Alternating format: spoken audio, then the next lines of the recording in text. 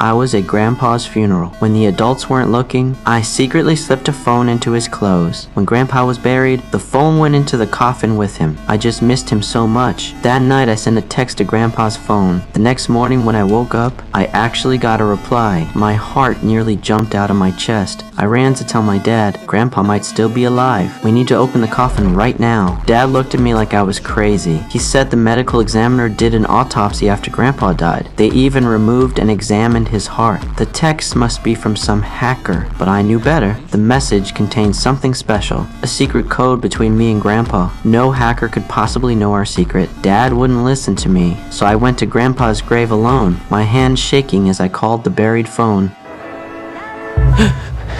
It rang for a long time, but nobody answered. My heart was racing. Grandpa could reply to texts, but he wouldn't answer my calls. With all these questions and memories, I walked into Grandpa's old house. Every corner held our memories. We weren't actually related by blood. We were two souls who found each other. Grandpa had no family. I had no friends. For 10 whole years, we kept each other company. I once asked Grandpa why someone so rich like him would move to our small town. Grandpa said nobody knew him here, so nobody would ask him for favors, because whenever someone asked, he could never say no. That's why he came here for peace. But he told me if I ever needed help, he would do anything for me. That text message, could it be dead Grandpa responding to my longing? The thought made me feel warm and terrified. Then came that day. I got bullied at school. If you tell anyone about this, you're dead.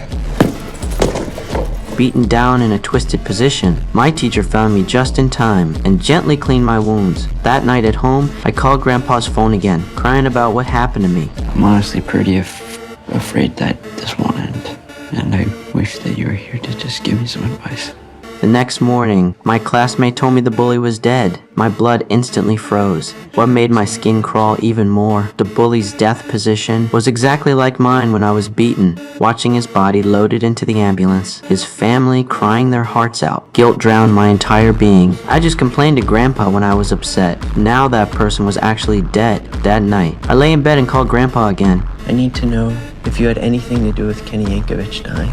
I know I told you that I was afraid, but I didn't want him to die. I said if the bully's death was really connected to Grandpa, just knock on my bedroom wall. I put down the phone and waited forever. The room was so quiet I could hear my heartbeat. Suddenly, the phone on my desk rang. I nearly fell off the bed. The caller ID showed Grandpa. My hands were shaking too hard. I couldn't answer. I waited until the ringing stopped to pick up the phone. Right after the call ended, a message came through. I was paralyzed with fear. I took several deep breaths, then slowly looked at the message. It was our secret code again.